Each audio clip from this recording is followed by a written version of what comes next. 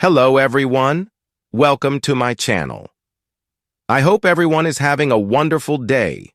Before starting the video, please go ahead and hit the subscribe button and give this video a like up.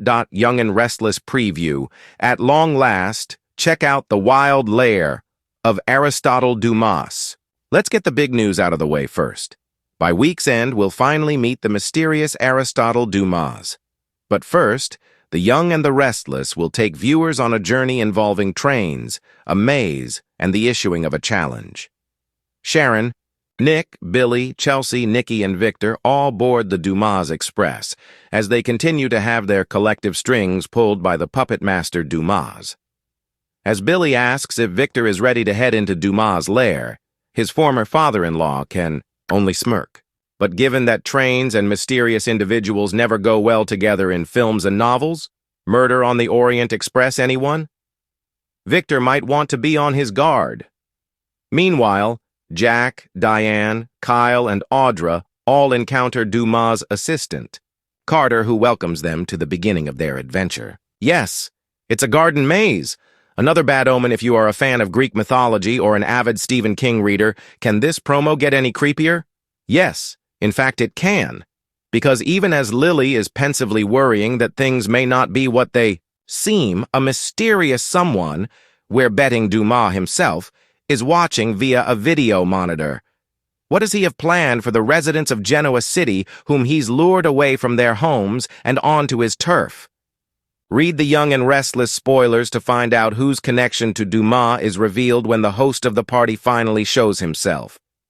You can learn a lot about a man by the place he hides, and in The Young and the Restless, no one has been more shrouded in secrecy, luxury, and latent danger than Aristotle Dumas, the mysterious financier-turned-puppet master who has sent shockwaves through Genoa City's elite. He's charmed Nikki, toyed with Victor, spooked Phyllis, and remains a looming threat to Sharon, Adam, and anyone else standing in the way of his empire. But through it all, one question has lingered. Where does Aristotle Dumas go when no one is looking? Now, fans are about to get the answer. In an upcoming Young and Restless episode that promises high-stakes reveals, steamy confrontations, and some jaw-dropping decor choices, we finally step inside Dumas' inner sanctum, a place insiders on the show are already calling equal. Parts James Bond villain hideout and Gatsby's East Egg estate. Let's break it down, layer by intoxicating layer. Chapter 1. The invitation. The story begins with a hand-delivered note, a sleek black envelope embossed with gold lettering. It arrives at the doorsteps of 5 Genoa City players: Phyllis, Audra, Victor, Nick, and Sharon. The message is simple and unsettling. Come, tonight, midnight. The veil lifts. A.D. Phyllis clutches the card, her mind racing. Is this a trap? Victor reads it with a wry smile. He wants a game. Let's give him one. Audra sees it for what it is, an opportunity, a glimpse behind the curtain, and Sharon, cautious but curious, senses something deeper. He's not hiding anymore, she tells Nick. He wants to be seen. Chapter 2. The arrival of black car waits at each of their homes. No license plate, no driver name, just a silent beckoning. The guests are driven far beyond the city limits, winding through a heavily forested road that eventually opens onto a cliffside estate, hidden by dense trees and private security systems. At the gate, biometric scanners verify their identities. The doors swing open to reveal the lair, and it is nothing like anyone expected. Chapter 3. Welcome to Dumas' house. At first glance, the lair looks like a mansion built by a billionaire who had too much money, too many secrets, and far too much style. But every inch of it oozes intent, calculated elegance designed to impress, intimidate, and disarm. The grand entryway, black marble floors veined with silver, walls lined with rare first-edition books, but not just classics. Confessions of a Dangerous Mind, The Prince, and Sun Tzu's The Art of War sit prominently. At the center, a sculpture made entirely of broken mirrors, reflecting distorted versions of the guests back at themselves. Sharon whispers, "Is this performance art?" Audra replies, "It's a warning." The main room high vaulted ceilings, velvet furnishings, a roaring fire beneath a glass-encased painting, a self-portrait of Aristotle, shirt unbuttoned, eyes blazing. It's both absurd and arresting. And then he appears. Chapter 4. Enter the dragon-clad in a black silk suit with a blood-red lining. Aristotle Dumas emerges from behind a wall of books that, of course, swings open like a hidden passage. His voice is as smooth as ever. "Welcome.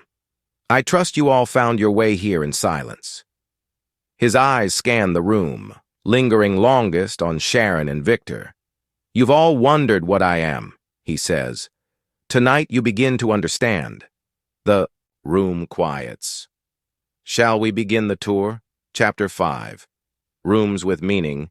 Each guest is led, one by one, into different wings of the estate, each wing tailored not only to Dumas' aesthetic, but to them.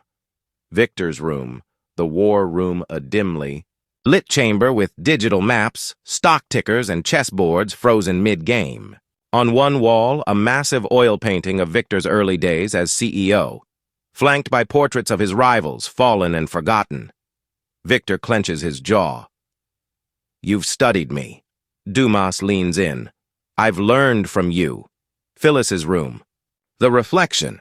Hall dozens of screens project footage. Surveillance camera clips of Phyllis over the years. Hotel lobbies. Conversations at society. One even shows her snooping through Summer's office. "You record everything?" she gasps. "I study chaos," he replies. "You're my muse." Phyllis, for the first time in months, is speechless. Sharon's room. The mirror garden. A greenhouse of white lilies and black orchids, with hanging mirrors that shimmer in the moonlight. A place of duality, balance, and contradiction. Dumas tells her, "This is where I come to think. You remind me of this room. Beautiful, resilient, always evolving." Sharon feels her defenses weakening, and she hates it. Chapter 6. A trap. Or a test? As the guests gather in the dining hall, a long obsidian table with only 5 place settings, none for Dumas, it becomes clear this night isn't just about showmanship. Dumas stands behind the head chair, hands folded. "You all came here thinking I'm a threat, that I want to tear down Genoa City." He pauses. "What if I told you? I want to save it." Everyone laughs, except Sharon. "Save it from what?" she asks. "From itself," he replies. "From the same people who destroy anything they can't control. Sound familiar, Victor?" Victor narrows his eyes. "I built this city, and now you'll watch it fall." Dumas answers coldly. Chapter 7. The Reveal at. The climax of the night, Dumas reveals a digital screen behind him, and with a few keystrokes reveals his master plan. He owns 23% of Newman Media via shell companies. He's partnered with Chancellor Winters under a pseudonym.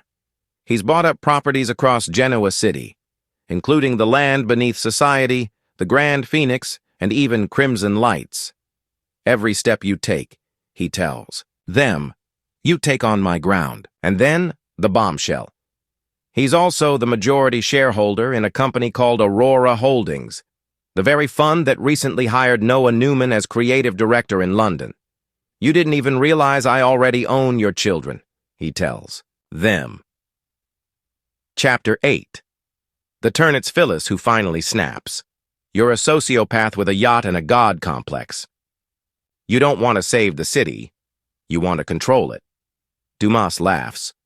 "Control is how you preserve beauty." Victor rises. "I should have taken you out when I had the chance." And then Dumas drops the final card. "You did have your chance, but you were too sentimental. That's why your dynasty will crumble. He points to the front door. You're free to leave now.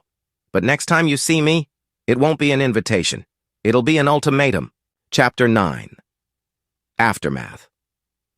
The car rides back to Genoa City are silent. Sharon is haunted by what she saw.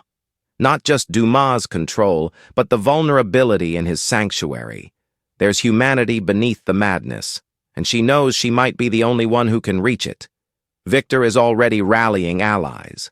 This ends now, he tells Nikki. We go scorched earth. Phyllis begins plotting, not just against Dumas, but maybe with him, the man's obsessive knowledge of her. She could turn that into leverage. Audra. She's shaken, but intrigued. A man who sees the end game before anyone else, she whispers. I can work with that. And Nick? He's silent, furious, and already drafting a counterplan. You went after my kid, he says aloud. That's war. Epilogue. Down below back at the lair, Dumas enters the final chamber, the vault.